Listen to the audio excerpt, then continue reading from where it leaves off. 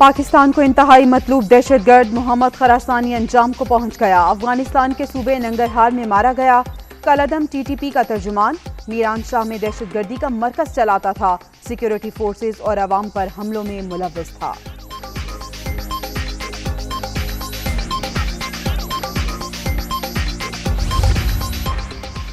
सानिया मरी पर judicial commission बनाया जाए। वजीर आजम ने जिम्मेदारी लोगों और मौसम पर डाल दी। इंसानी जानों के ज़िया के दौरान उस्मान बुज़दार मीटिंग में मसरूफ थे। बिलावल भुट्टो।